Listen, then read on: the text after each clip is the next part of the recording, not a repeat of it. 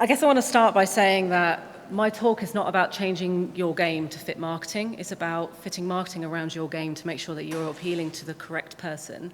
So similar to what Bree was saying, there is an audience for your game. Just because it's unusual or a bit different, you can find who that audience is and you can target them so that you are finding the right customer for your title. So who the hell am I? I've been in the games industry for about 10 years now, working mainly at AAAs. But recently I went solo, and now I'm a freelancer for independent developers. I actually work with quite a few guys here in Scotland, and it's a great scene here, so I'm having a really good time with it. So, you've made yourself a prototype, you've got some great mechanics that you really enjoy. How are you going to fit your game around the market that you want to target? So before you move forward, there's a couple of things to consider. So obviously you need to do some market research, so who's going to buy your game and who you're appealing to. The communications, so how are you going to target those people that are interested in your title? How you're going to distribute it, so when your release date will be, how you're going to release it, what platforms you're going to release on, and then branding. So obviously, like my terrible presentation, finding branding that suits you and your personality and your game really nicely. What you'll need is actually not very much. So internet access for research, some basic office software, or even a notepad will absolutely do. Friends who will be honest with you and you can bounce ideas off of and aren't afraid to get you to check yourself, and a little bit of time, because it's totally worth doing this when you're working on your game. So I'm going to look at Dead End Job, which I don't know if you know Tony Gowland from Ant Workshop. He's one of my clients, and unfortunately he has to share an office with me. He is working on this fabulous roguelike called Dead End Job right now. The concept of this game came about because he wanted to make a Ghostbusters game which didn't rely on nostalgia, but had a really good push and pull mechanic using basically proton packs, but we're not calling them that. So, looking at market research, who's going to buy your game? So, this is quite a basic presentation, but we normally look for two audiences. You have your main audience, which at the moment we're looking at indie gamers because we feel like it's quite broad. But for example, if you were working on, say, a walking simulator, you could look specifically at rival titles and you can target players of that. Say you're making a very, very niche micro game, similar to what Vida's doing, you can look at who's playing those on itch and you can target those people. And essentially you want to look at who they are, what their habits are, where you can hit them. So you're thinking like, what's the split? Are you looking at male and female ratio? I've actually put a generous female ratio on there because normally when you see marketing presentations, it's about 10%, which is nonsense. But you can also look at who influences them. Is it Let's Players? Is it one particular website? Say you look at the people that are reading Polygon articles, or perhaps you're looking outside of gaming and you're looking at the art world, or you're looking at music. All of those things can influence who your target market is, and you can build up a real picture of who you feel are the people you'd like to target with your game. Once you've done that, you can look at competitors. So for Dead End Job, it's pretty obvious that Nuclear Throne and Enter the Gungeon are very, very similar in terms of graphics. Also, distribution model, they're on all the platforms that we want Dead End Job to be on. You can get a rough price, you can get how many Steam owners from Steam Spy. All of those resources will give you an idea of roughly what kind of sales you can make. And also, again, who you can target, so you can see how they're talking, what kind of people are playing, what the response is to those games, and you can learn from that when you're making your game. So useful tools, obviously Steam Spy everyone knows about, Google search. I actually use that for press coverage snapshots, so you can see what kind of publications are writing about it. You might be surprised. You might see some really unusual websites writing about it, which can be super helpful. Metacritic, again, for feedback. Facebook, in the back end, you can purchase media. And what you can actually do with that is you can build audiences. So you can type in competitor titles or similar, say, movies or anything that you feel works with the tone of your game. And it will build a rough size audience based on different locations. And that can give you a really good idea of the size of your market. And again, the rough kind of male-female split or the age split. You might feel like it's older than you think. I work on a lot of simulators, and the audience is 35 to 40. And 45 up to about 70. It's much older than you think it is. So you have to hit them in places they're not going to be on Twitter. They're going to be on Facebook, and they're going to be reading newspapers. So it's a completely different way that you have to market to them. And then our friends over at ICO Partners, which is a brilliant PR agency down in Brighton, they do a weekly newsletter actually that you can sign up to. It's free. It has every single Steam release that week listed. Super, super useful, and you can see not only how many games are coming out, which is a lot, but also what weeks are busier than others. It can be really, really helpful when you're thinking of release dates.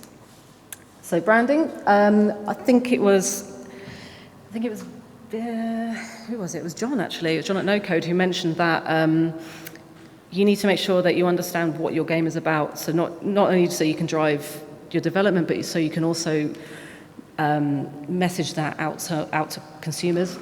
So a positioning statement doesn't necessarily need to be external, but it can definitely be internal, and it can be a tool to help you guide your development process. This is the one for Dead End Jobs. Obviously, it mentions Ghostbusters, but we also love 90s cartoons, and we wanted to really bring that aesthetic out when we were working on the branding.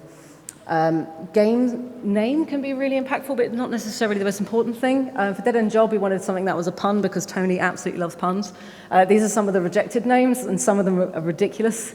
The Almighty Dollar is so hard to understand, and obviously that didn't come through. But Dead End Job was the first one that we picked up, and I think for most people it works really well. The only problem with this name is that when you Google it, it comes up with every awful article about how to leave your dead-end job ever.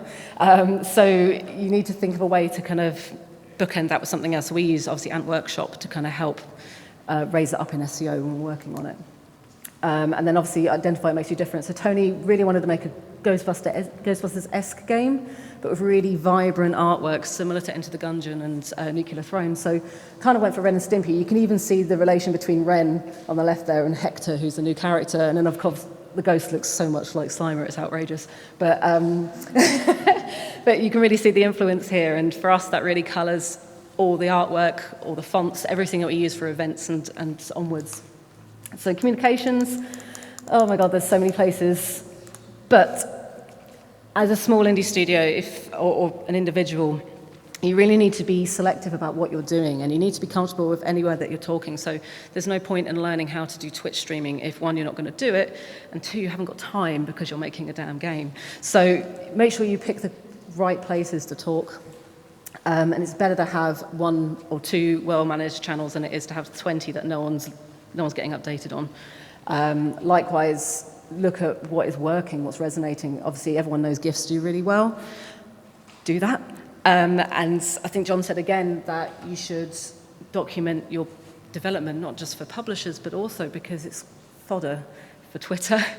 And you'll need that because you won't have time to keep going in and making new screenshots and new GIFs. So fraps the crap out of your development process, especially when you're testing your prototypes. Of course, with comms, again, make sure you're using the tools that are available. There's so many free tools that are brilliant. Hootsuite in particular I use all the time because I manage about 30 channels at the moment. The free version, I think, lets you manage 3, which is perfect for one studio.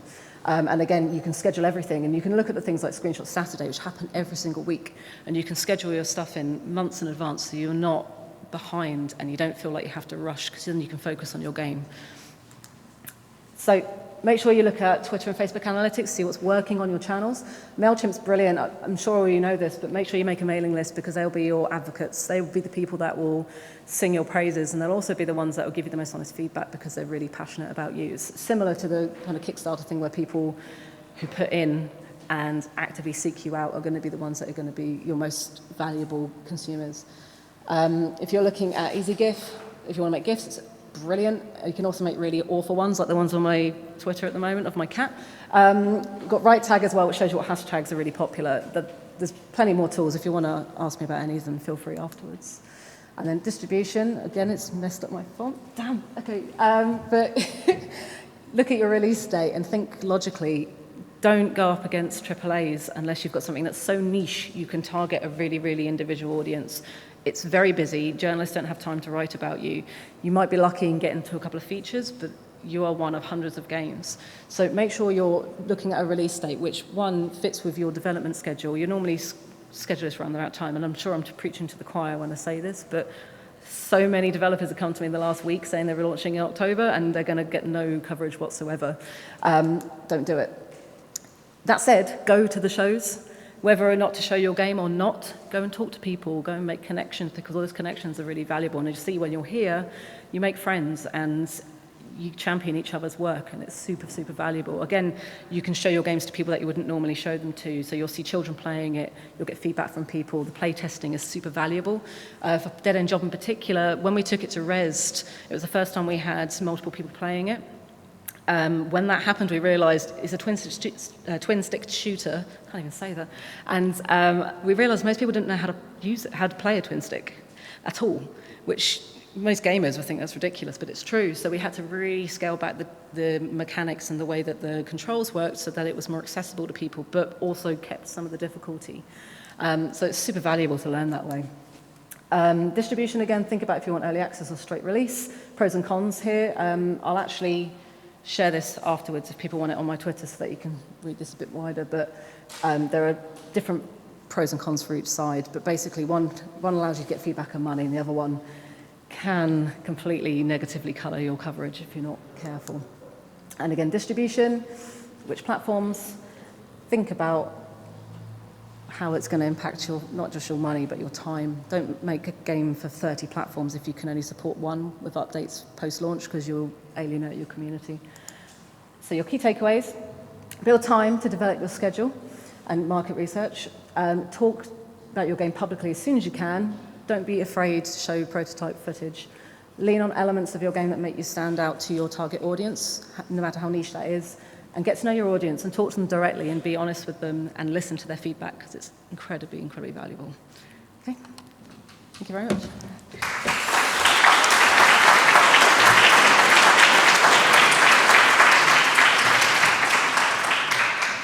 Thank you, Korina. That was awesome.